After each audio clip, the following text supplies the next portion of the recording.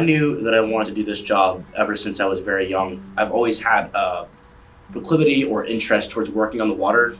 Um, so I went to school at the U.S. Merchant Marine Academy, which got me into the maritime industry. And then ever since then, I have been working on the water, either on ships or tugs or anywhere close by I can.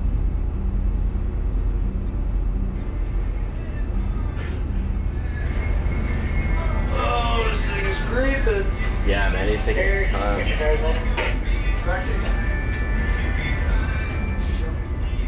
Oh, maybe give me a full start. So pretty much any port in the entire world has something called a ship assist tugboat. You'll see them in every port, no matter what country or continent you're in. Our job is when a large vessel makes its way into a port, and these ships can be 1,200 feet long, the size of buildings. Our job as tugboats is to physically go out to the boat, sail out to the boat. We'll put up a line, which is a rope, onto their deck, and we will pretty much maneuver the boat. We'll pull and push on the ship, can turn, have a small turn radius, and maneuver it to get to the pier.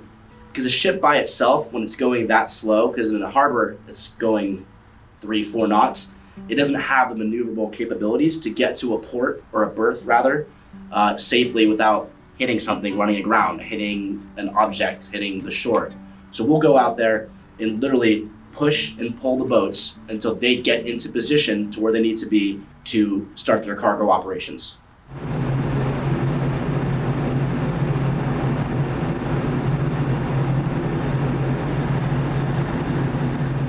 It's an on-call situation. So I have my phone on at all times of day, and I can get called anywhere from noontime to 3 in the morning. So we'll go out. If we get the call from the company, dispatch will call us to say, hey, you have a job at Dundalk Pier. The ARC Integrity, which is a ship name, is getting underway. Be at this job by 0200.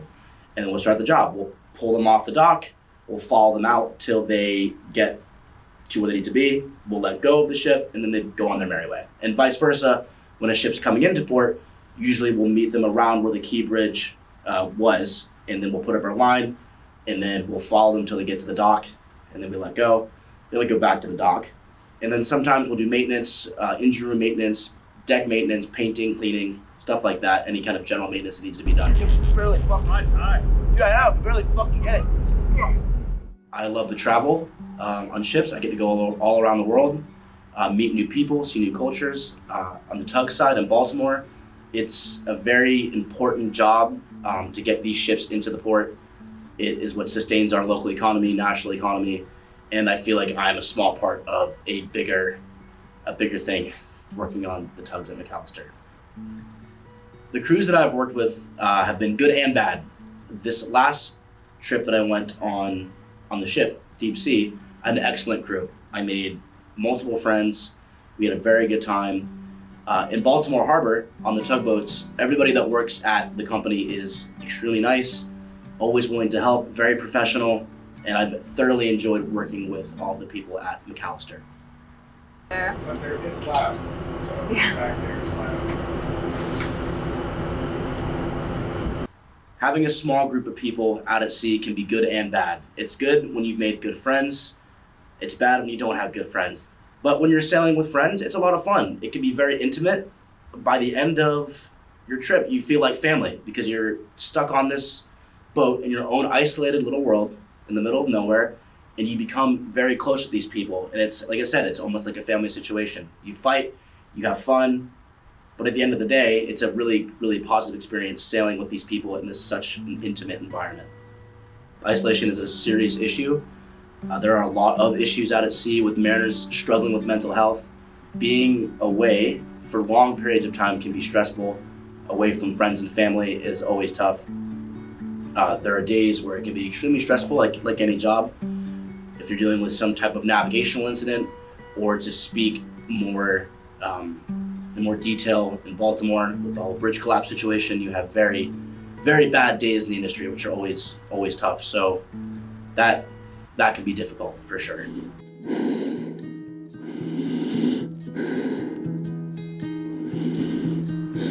When the Key Bridge fell, that was a pretty difficult time, especially being from Maryland. Excuse me. My ship was in the port of Baltimore pretty much maybe 10 hours prior to it happening. We had departed Baltimore. We left safely. We were very lucky that we left safely.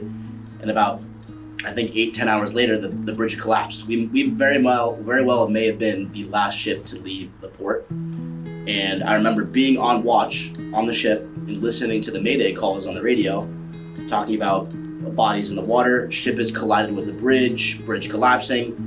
And I was kind of shocked. I was like, there's no way it could be as bad as it sounds.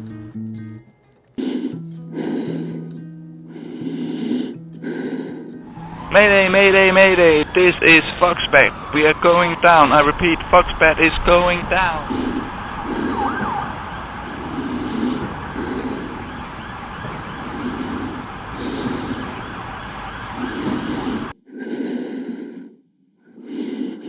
It was very, very sad, shocking, frightening. I felt horrible for the victims and the victims' families. And plus I was worried about some of my friends and coworkers because the tugboats at McAllister were on that job. They were out there doing search and rescue operations. And it was just a pretty insane situation. And the fact that I was semi-close to it and could have been affected by it is all the more scary.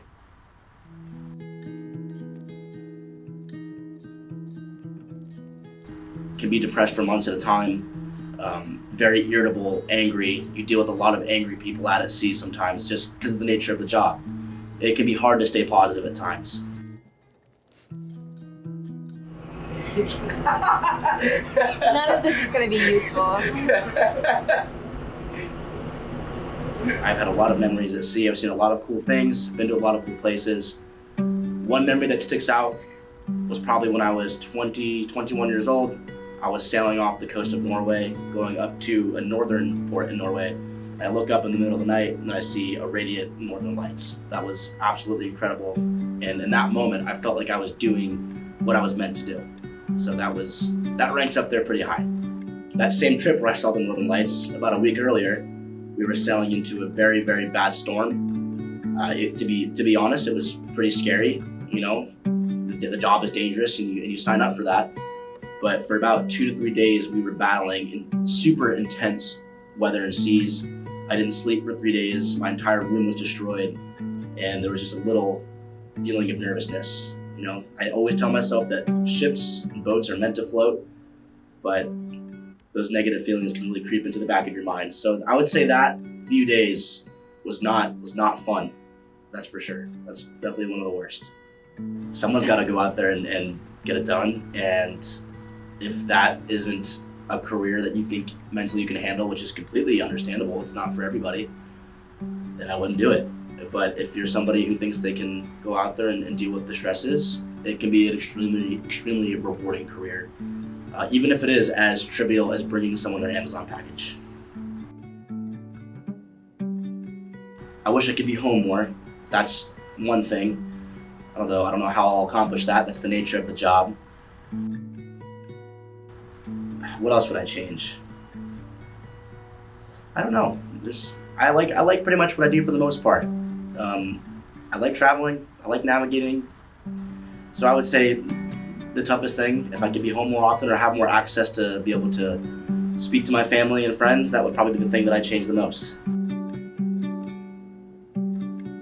I feel like I'm contributing to a local port, a local economy. I get to see myself as like a small part of that bigger picture. Plus the travel. The travel's been ridiculous. I'm 26 years old. I've been to over 25 countries, been to 5 continents. I've been to Antarctica. I've seen the Northern Lights, and I feel like I barely scratched the surface of what I can see in this life. So that's probably the thing that makes it the most worth it.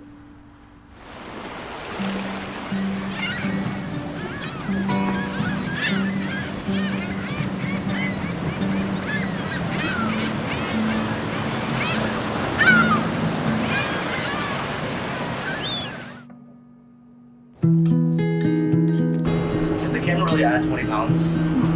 50, I'm kidding.